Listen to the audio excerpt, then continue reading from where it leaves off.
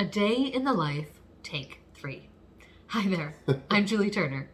And I'm Kip Brooks. And we are Nutrition HQ. Lake Norman. All right, so this sincerely is our third take, but that's okay. I normally don't edit anything, but we could have continued on and on and on.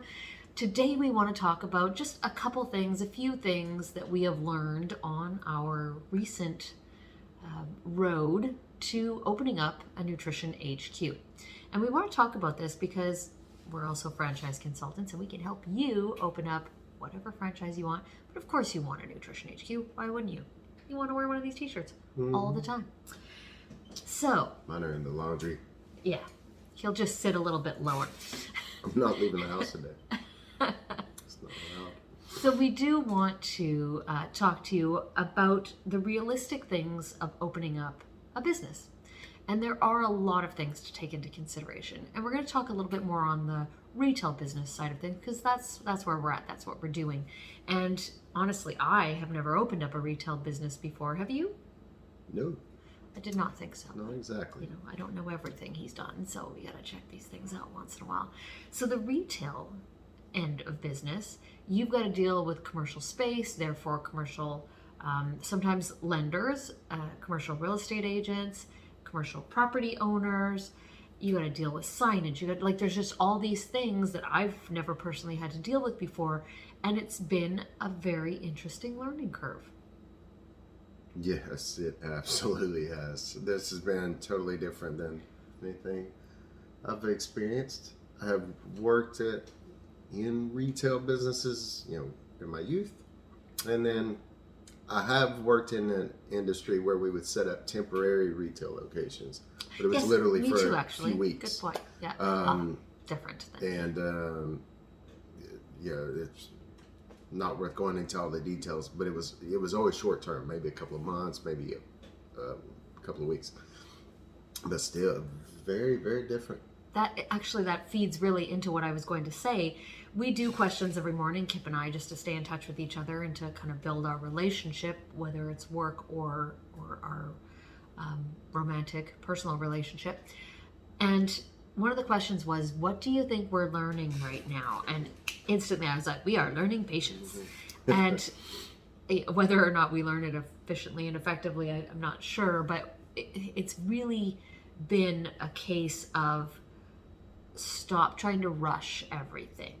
But I am very much, okay, I've got a mandate, I've got a goal, I'm just going to keep ramming my head against a wall till I get that goal. And that's just not working in this case. So how do you go around that is the question.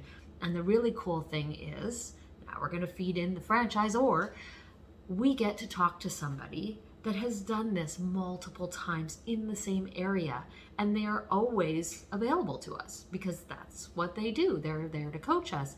So we get to go, is this normal?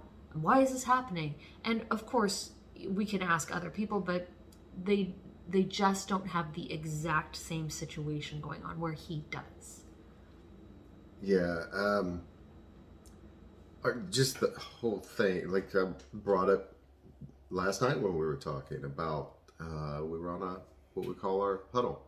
And it's us, the franchisor, and the other franchisees. And it's phenomenal because getting the support, getting to hear the other stories, getting the input.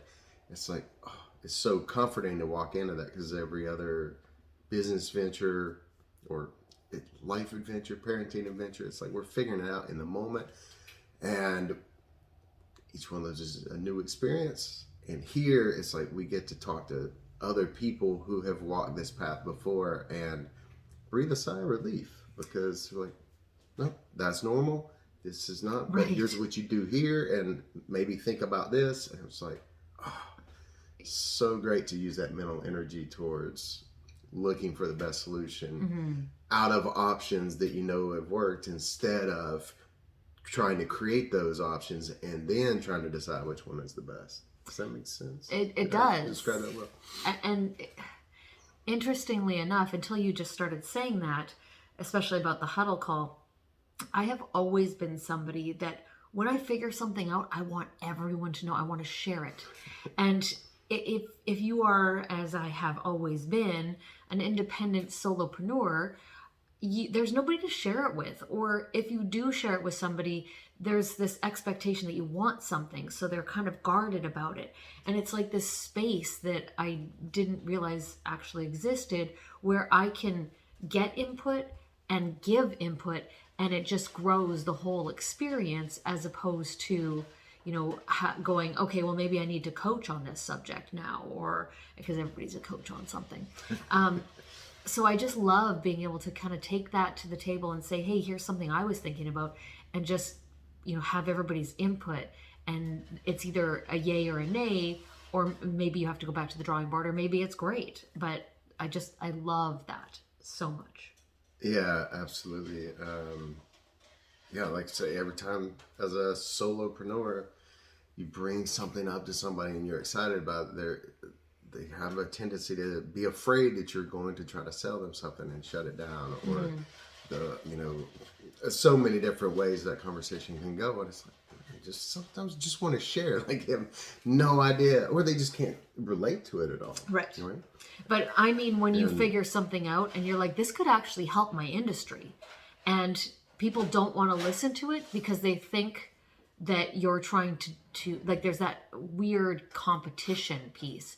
Whereas we talked about this morning too, competing within our franchise, but to lift each other up. It's like, oh, I'm going to add this. And then it's like, well, if you're adding that, maybe I should add that. And doing it from a point of like, let's all grow together, as opposed to how can I maximize and get ahead of that person. It's not about getting ahead. It's about growing together. Yeah. You know quite well that I used to be a seminar junkie, and even in the mastermind groups there, where we would get together outside, either through the seminar or on our own, however it would come into existence. It's like people were sharing ideas and what worked for them and stuff, but there was always this like trying to one up each other. And every one of these huddle calls has been totally different. It's been, oh, I've got something that will work for that. I'll bet you could crush it with this. And it was like wanting to lift each other up. Just that family vibe. And it was like a totally different level of competition. It's like, let's all move up together. It was awesome. It was so cool. It is cool. So to summarize, and I'm probably going to miss some things, so far in this journey, we have truly experienced amazing support from the fact that we are in a franchise. And now we're not saying that if you start your own business that nobody's going to support you by any means. It's just built in. You've got built-in coaching. You've got built-in systems and processes as you start. So we have just had a great experience. And if you are interested in learning more about that experience, please don't hesitate to reach out to us. You can reach me at julie@nhq.rocks. I love that email. And you can reach him, kipb@nhq.rocks. and we would love to have that conversation. Thank you so much, and we'll see you again soon. Absolutely.